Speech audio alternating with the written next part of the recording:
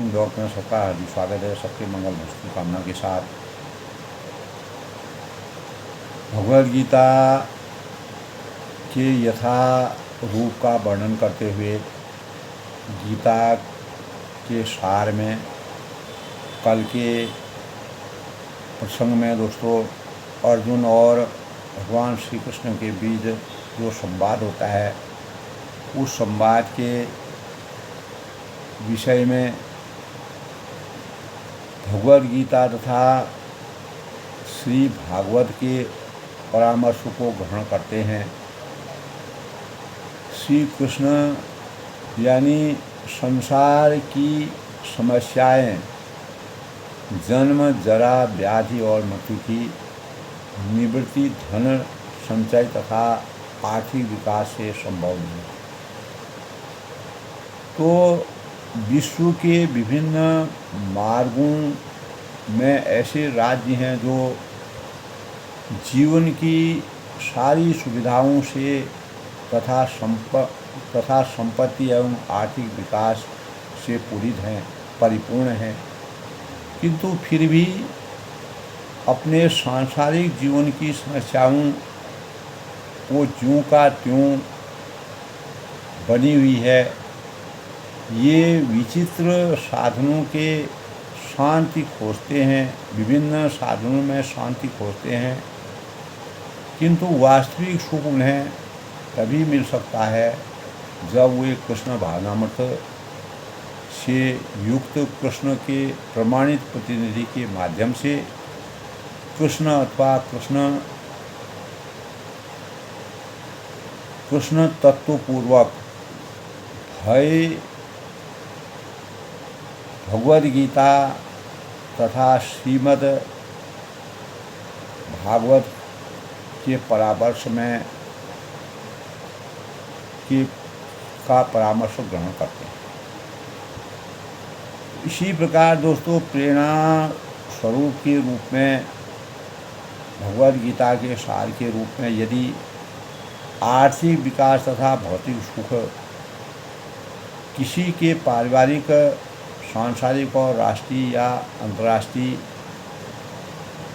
यानी जो अव्यवस्था में उत्पन्न हुए शोकों को दूर कर पाते हैं, तो अर्जुन यह न कहना कि पृथ्वी का अप्रतिम राज्य या स्वर्ग लोक में देवताओं की सर्वोच्चता भी उनके शोकों को दूर नहीं कर सकते। इसीलिए उसने श्री कृष्ण भावनामृत का ही आश्रय ग्रहण किया और वही शांति का और समरसता का उचित मार्ग है। तो आर्थिक विकास या विश्व आधिपत्य यानी विश्व का जो आधिपत्य है, प्राकृतिक प्रलय द्वारा किसी भी क्षण समाप्त हो सकता है। यहाँ तक कि यानी चंद्रलोक जैसी उच्च लोकों को की यात्रा भी, जिसके लिए मनुष्य यानी प्रयत्नशील रहा और उसको उसने पूर्ण किया, एक ही झटके में वह समाप्त हो सकता। तो भगवद गीता में दोस्तों इसकी पुष्टि भगवद गीता भी करती है। क्षीणे, इसीलिए कहा है क्षीणे पुण्ये सत्यं लोक विष्यन्ति, यानी जब पुण्य कर्मों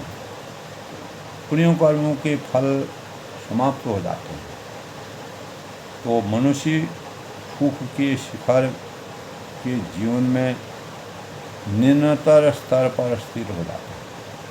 इस प्रकार इस तरह से विश्व के अनेक राजनीतिकार का पतन हुआ। ऐसा जो अधपतन है शोक का कारण बनता है। तो कौरव पांडवों के बीच न्याय और अन्याय के बीच की जो लड़ाई थी कुरुक्षेत्र के रण में, और युद्ध क्षेत्र का निरीक्षण करते हुए यदि हम सदा के लिए शोक का निवारण चाहते हैं तो हमें कृष्ण की शरण में ग्रहण करनी होगी। ये कृष्ण भावनामृत में बताया गया है। जिस तरह अर्जुन के अंतःकरण में जब अपने सगे संबंधियों को देख रहे थे तो अनेक प्रकार की विचारधारा आई, जिसके परिणामस्वरूप उन्होंने अहिंसा परमो धर्म की नीति अपनाई। लेकिन भगवान ने उनको क्षत्रिय धर्म में जन्म लेने के कारण और धर्म की नीति को हमेशा विराजित रखने के लिए, अधर्म का नाश करने के लिए, लोक कल्याण के लिए अर्जुन ने कृष्ण के से प्रार्थना की कि वे उसकी समस्या का निश्चित समाधान कर दें, और यही कृष्ण भावनामृत की विधि। तो संजय ने कहा कि इस प्रकार कहने से जो बाद शत्रुओं का दमन करने वाला अर्जुन कृष्ण से बोला कि हे गोविंद, मैं युद्ध नहीं चाहूँगा, और चुप हो गया। तो तात्पर्य यह है कि धृतराष्ट्र को जब जानकर परम प्रसन्नता हुई होगी तो अर्जुन युद्ध न करने के लिए युद्ध भूमि छोड़कर भिक्षाटन करने जा रहे थे। किंतु संजय ने उनसे पुनः यह कहकर निराश कर दिया कि अर्जुन अपने शत्रुओं को मारने में सक्षम हैं। यानी यद्यपि कुछ समय के लिए अर्जुन अपने पारिवारिक स्नेह के प्रति मिथ्या शोक से अभिभूत हैं, मिथ्या शोक में पड़ गए हैं, उसके विचार मंथन कर रहे हैं, किंतु अपने शिष्य रूप में अपने गुरु श्री कृष्ण की शरण ग्रहण कर ली, और जिससे यानी सूचित होना है कि शीघ्र ही यह इस शोक को निवृत्त हो जाएगा और आत्म साक्षात्कार का कर कृष्ण भावनामृत के पूर्ण ज्ञान से प्रकाशित होकर पुनः शुद्ध करे, यानी पुनः युद्ध करने के लिए तत्पर रहेगा। इस तरह धृतराष्ट्र का हर्ष भंग हो जाए। समूह वाच हसिकेश ऋषिकेश हृषिकेश प्रह सतीव भारत सेनयोरु भयो संधि विषीदंत मिदं बच। यानी हे भरतवंशी यानी धृतराष्ट्र, उस समय दोनों सेनाओं के मध्य शोक मग्न अर्जुन ने कृष्ण ने मानो हंसते हुए ये शब्द कहे। क्या कहे? दो घनिष्ठ मित्रों अर्थात ऋषिकेश तथा गुंडाकेश के मध्य वार्ता चल रही थी। मित्र के रूप में दोनों का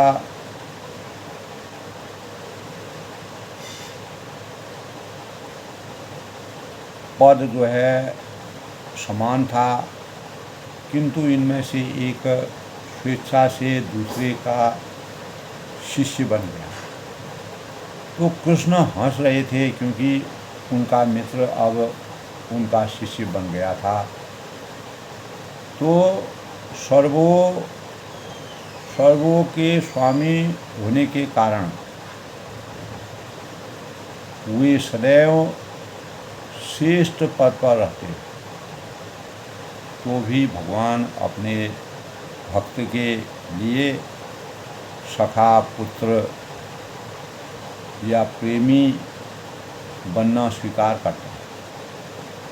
तीनों रूपों में वह अपने को स्वीकार करते हैं, किंतु जब उन्हें गुरु रूप में अंगीकार करते हैं, गुरु रूप में मानने, तो गुरु रूप में उन्होंने उनको स्वीकार कर लिया गया, तो उन्होंने तुरंत गुरु की भूमिका निभाने के लिए शिष्य से गुरु की भांति गंभीरतापूर्वक बातें की, जैसा कि उपेक्षित है, जो वह चाहते थे। तो ऐसा प्रतीत होता है कि गुरु तथा शिष्य की यह वार्ता, यह संवाद दोनों सेनाओं की उपस्थिति, यानी कौरव और पांडवों की सेना की उपस्थिति में हुई, जिससे सारे लोग यानी लाभान्वित हुए, जिसके परिणाम स्वरूप भगवद गीता का जो संवाद है वह किसी एक व्यक्ति, समाज का या जाति के लिए नहीं, अपितु सबों के लिए है, और सुनने के लिए शत्रु या मित्र समान रूप से उसके अधिकारी है। तो इस प्रकार यानी श्री भगवान ने कहा कि तुम पांडित्यपूर्ण वचन करते हुए उसके लिए शोक कर रहे हैं। अर्जुन से तो जो शोक करने योग्य नहीं है, जो विद्वान होते हैं वे न तो जीवित के लिए और न ही मृत के लिए शोक करते हैं। वह समान रूप में रहते हैं, किसी भी परिस्थिति को समानता के परिधि में तोड़ते हैं। तो भगवान ने तत्काल गुरु का पद संभाला और अपने शिष्य को अप्रत्यक्षतः यानी मूर्ख कहकर डांटा, और उन्होंने कहा कि तुम विद्वान की तरह बातें करते हो, किंतु तुम यह नहीं जानते हो कि जो विद्वान होते हैं, अर्थात जो यह जानता है कि शरीर तथा आत्मा क्या है, और वह किसी भी अवस्था में शरीर के लिए, चाहे वह जीवित हो या मृत, शोक नहीं करता। तो यानी उन्होंने कहा कि यह स्पष्ट हो जाएगा आने वाले जीवन में, यह जो हमारा संवाद है उसमें यह स्पष्ट हो जाएगा कि ज्ञान का अर्थ पढ़ाई तथा आत्मा एवं इन दोनों के नियामक से जानना है। अर्जुन का तर्क था कि राजनीति या समाज नीति की अपेक्षा धर्म को अधिक महत्व मिलना चाहिए, किंतु उसे यह ज्ञान न था कि पदार्थ, आत्मा तथा परमेश्वर का जो ज्ञान है वह आर्थिक सूत्रों से भी अधिक महत्वपूर्ण है, और चूँकि उसमें इस ज्ञान का अभाव है, अतः उसे विद्वान नहीं बनना चाहिए। और चूँकि वह अत्यधिक विद्वान नहीं था, इसीलिए वह शोक से सर्वथा अयोग्य वस्तु के लिए, यानी अयोग्य वस्तु के लिए शोक कर रहा था। यह शरीर जन्मता है और आज था कल इसका विनाश निश्चित है। तो अतः शरीर उतना महत्वपूर्ण नहीं रखता जितना कि आत्मा है। तो जो हम तथ्य को जानते हैं, समझते हैं, विचार करते हैं, यही असली विद्वान है। वही असली विद्वान है जो उसकी समीक्षा करने में प्रवीण है और इसके लिए शोक का कोई भी कारण नहीं हो सकता। तभी कहा है, न त्वे चाह्यं जातं नाशं न त्वयं नेगे जनाधिपा न चैवं न भविष्यामि सर्वे अधमता परम। यानी ऐसा कभी नहीं हुआ कि मैं न रहा हूँ या तुम न रहे हो, अथवा ये समस्त जो राजा हैं न रहे हूँ, और ऐसा है कि भविष्य में हम लोग नहीं रहेंगे। अर्थात वेदों में और अनेक उपनिषदों में तथा श्वेताक्षर में उपनिषदों में तो मैं भी दोस्तों कहा गया है कि जो श्री भगवान असंख्य जीवों के कर्म तथा कर्म फल के अनुसार उनकी अपनी परिस्थितियों में पालन होता है, यही भगवान अंश रूप में हर जीव के हृदय में वास कर रहे हैं। कस्तूरी कुंडल विषय मृग ढूंढे बनमाए, ऐसे घटघट राम है दुनिया देखी है। तो केवल साधु पुरुष, जो सज्जन पुरुष होते हैं, जो मनीषी होते हैं, जो विद्वान होते हैं, जो एक ही ईश्वर को के भीतर बाहर देख सकते हैं, पूर्ण एवं शाश्वत यानी साक्षात शांति प्राप्त करने में समर्थवान होते हैं। नित्यो नित्याय चेतन श्वेत जानाम एको बहुनांग यो विश्वानि कामाद, यानी तमात्मयं वेद न पश्यन्ति धीरा अस्तेयं शांति साधुओ नेत अयम। यानी जो वैदिक ज्ञान अर्जुन को प्रदान किया गया था, वही विश्व के उन समस्त पुरुषों को प्रदान किया जाता है जो विद्वान होने का दावा तो करते हैं, किंतु जिनकी ज्ञान राशि न्यून होती है, सबसे कम होती है।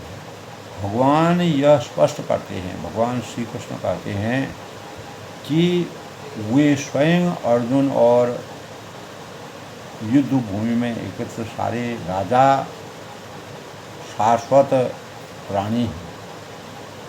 इन जीवों को बद्ध तथा मुक्त अवस्थाओं से भगवान ही एकमात्र उनके पालक हैं। भगवान परम पुरुष हैं तथा भगवान का चिरसंगी हमेशा सारथी जो है अर्जुन एवं वहाँ पर एकत्र सारे राजागण शाश्वत पुरुष हैं। तो ऐसा नहीं है कि वे भूतकाल में प्राणियों के रूप में अलग अलग उपस्थित नहीं थे, और ऐसा भी नहीं है कि वे शाश्वत पुरुष नहीं रहेंगे। तो उनका अस्तित्व मृतकाल में यानी भूतकाल में था, भविष्य में भी निर्वाध रूप से बना रहेगा। और जब किसी के लिए शोक करने की कोई बात नहीं, तब किसी के लिए शोक करने की कोई बात नहीं। तो इस प्रकार यानी यह मायावादी सिद्धांत की मुक्ति के बाद आत्मा माया के आवरण से पृथक होकर निराकार ब्रह्म में लीन हो जाएगा और अपना अस्तित्व खो देगा। यही परम अधिकारी भगवान श्री कृष्ण द्वारा पुष्ट नहीं हो पाता, और न ही इस सिद्धांत का समर्थन हो पाता है कि वज्र अवस्था में भी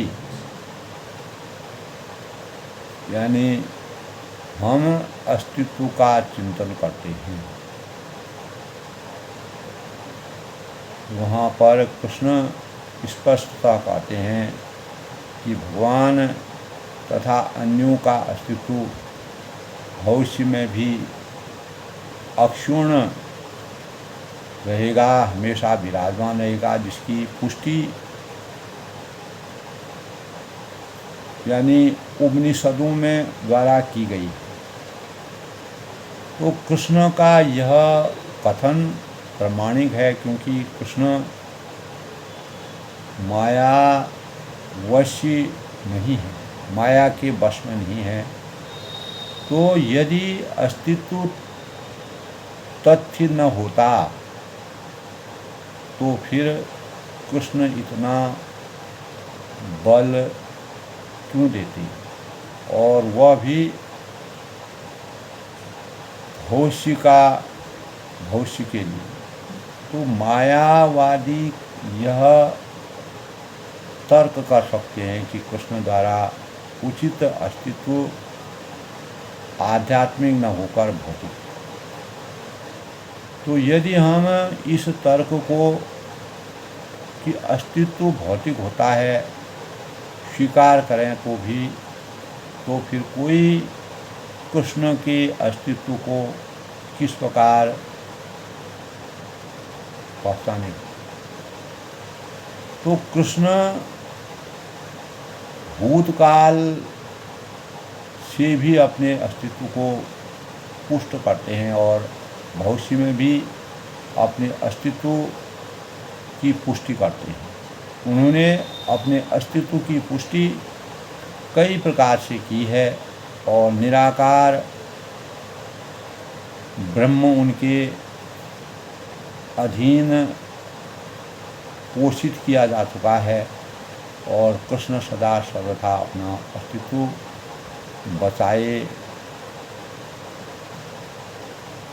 बनाए रहे। तो यदि उन्हें सामान्य चेतना वाले सामान्य व्यक्ति के रूप में माना जाता है तो अत्यधिक यानी प्रामाणिक शास्त्र के रूप में उनकी भगवद गीता का कोई महत्ता नहीं है। तो एक सामान्य व्यक्ति मनुष्यों के चार अवगुणों के कारण क्षुण्ण करने वाला यानी शिक्षा देने के लिए असमर्थ रहना, रहता है। शोक ऐसे साहित्य का से ऊपर है, यानी गीता ऐसे साहित्य से सर्वोपरि है। कोई भी संसार ग्रंथ सीता यानी गीता की तुलना नहीं कर सकता। यानी मायावादियों का तर्क है कि इन श्लोकों में वर्णित इस लौकिक और शरीर के लिए प्रयुक्त हुआ है, किंतु इससे पहले वाले जो प्रसंग है उसमें लौकिक है और शरीर के लिए प्रयुक्त होता है। तो एक बार जीवों की देहात्म बुद्धि की निंदा करने के बाद वह कैसे संभव है कि कृष्ण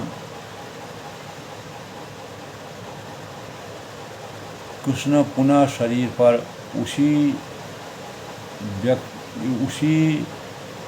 वक्तव्य को दोहराते हैं। अतः यह अस्तित्व आध्यात्मिक आधार पर स्थापित है और इसकी पुष्टि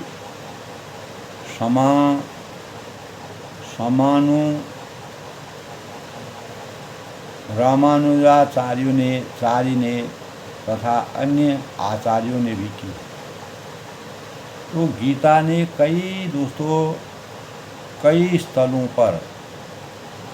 स्थानों पर इसका उल्लेख किया है कि यह आध्यात्मिक अस्तित्व केवल भगवद गीता द्वारा यानी भगवद गीता द्वारा ही है। जो लोग भगवान कृष्ण का विरोध करते हैं उनकी इस महान साहित्य तक पहुँच नहीं पाते। तो अभक्तों द्वारा गीता के उपदेशों को समझने का प्रयास मधुमक्खी द्वारा मधुपान करने के समान है। तो पात्र को खोजे बिना मधु को नहीं चखा जा सकता है। इसी प्रकार भगवद गीता के रहस्यवाद का केवल भक्ति ही उसके रहस्य को समझ सकते हैं, अन्य कोई नहीं। जैसा कि इसके अनर्थ यानी इसके अनेकों अध्यायों में कहा गया है कि न ही गीता का स्पर्श ऐसे लोग कर पाते हैं जो भगवान के अस्तित्व का ही विरोध करते हैं। तो अतः जो मायावादियों द्वारा गीता की जो व्याख्या है वह मानो समग्र शक्ति का सरोकार और भ्रामक निरूपण है। तो भगवान चैतन्य ने दोस्तों मायावादियों द्वारा की गई गीता के व्याख्याओं को पढ़ने का विषय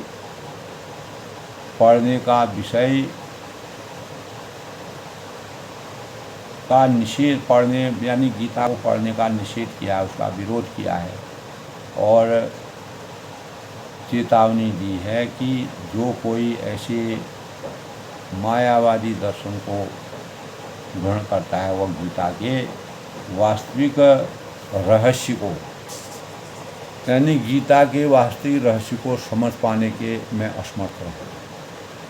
यदि अस्तित्व का अभिप्राय अनुभवगम्य ब्रह्मांड से है, तो भगवान द्वारा जो उपदेश दिए गए हैं, उपदेश देने की कोई आवश्यकता नहीं।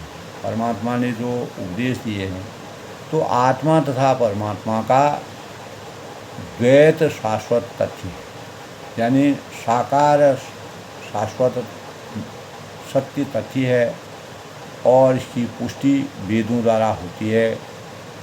और यही आज के प्रेरणादायक विषय में अर्जुन और कृष्ण के बीच का संवाद है। भगवान श्री कृष्ण ने गीता के सार में अर्जुन को जो शिक्षा दी, उसको किस प्रकार से अनुग्रहित किया, उनके मन को शुद्धिकरण किया और पवित्रता के मानकों में साधा, यही गीता का सार का सबसे बड़ा स्वरूप है। तो अपनी वाणी को विराम देते हुए आज के प्रसंग में मैं सबका अभिनंदन करता हूँ, स्वागत करता हूँ और सबके मंगल भोग की कामना।